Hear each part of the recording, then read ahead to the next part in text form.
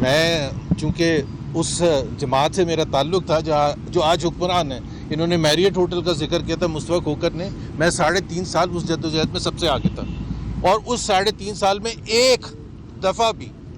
भी ना कोई परमिशन, ना अप्रूवल, ना किसी जलसे के लिए, ना रैली के लिए, इसी इस्लामाबाद में, इसी कॉन्स्टिट्यूशन एवेन्यू पर आके हमने मुजाहरे किए थे। कभी इजाज़त नहीं, कभी एक अरेस्ट नहीं हुआ था,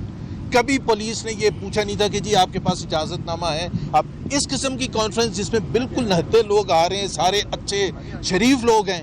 उनको भी अगर ये इजाज़त नहीं है यहाँ कॉन्फ्रेंस करने की, तो आप सोच सकते हैं कि फस्तायत की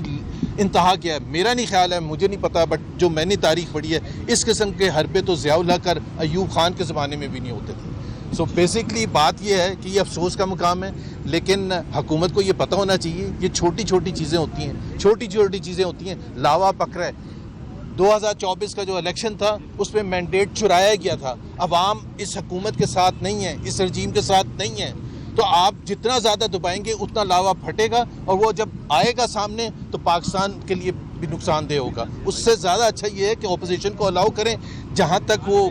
कॉन्फ्रेंस करते हैं, तकरीरें करते हैं, जलसे जुलूस करते हैं, और हुकूमत को एक्सेप्ट करना पड़ेगा कि उसको क्रिटिसिज्म बर्दाश्त करना है, क्योंकि 2024 में 2023 में उन्होंने वो चीज़ें की हैं जो पाकिस्तान की तारीख में कभी नहीं हुई थी। चाहे वो 2024 का इलेक्शन था, जो एक साइलेंट रेवोल्यूशन था, उसको दबाया गया, मैंडेट चोरी किया गया, खुल के चोरी किया गया, हर एक के लिए, तमाम लीडरान के लिए जो रूलिंग रजीम में इस वक्त हैं। और मैं ख़ास तौर पर सिंध की बात इसलिए नहीं करूँगा कि सिंध कोई मुख्तलिफ नहीं है बलूचिस्तान और बाकी पाकिस्तान के सूबों से, लेकिन ये मैं बता देता हूँ कि सिंध में इस वक्त जो एक ख़ास तौर पर जिक्र करना चाहूँगा करप्शन के हवाले से, पाकिस्तान की तारीख में पिछले 50 साल से मैं कराची में रह रहा हूँ, मैंने नहीं देखा था कि इस किस्म की करप्शन हो, इस लेवल की करप्शन हो, क्योंकि उनको पता है कोई रोक टोक नहीं है, ना फेडरल हुकूमत उनको रोकने के लिए तैयार है। वो कहते हैं सिस्टम को चलना है, और तमाम चाहे जो भी दूसरे इदारे हैं वो कहते हैं सिस्टम को चलना है, इसलिए वज़ीरों को और मशीरों को सबको करप्शन करने की इजाज़त दी जाए। सो एक दफ़ा फिर अपने पुराने साथियों से भी एक इल्तिजा है कि कॉन्फ्रेंस होने दें, और यहाँ कोई ऐसा तोड़ फोड़ नहीं होगा, कोई यहाँ बंदूकें लेके नहीं आया। जैसे फवाद चौधरी बड़े, हम कोई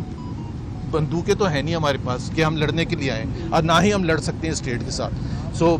कॉन्फ्रेंस एक पीसफुल इनेकाद है उस चीज़ का इजहार करने के लिए कि पाकिस्तान में जमहूरियत का रिवाइवल है।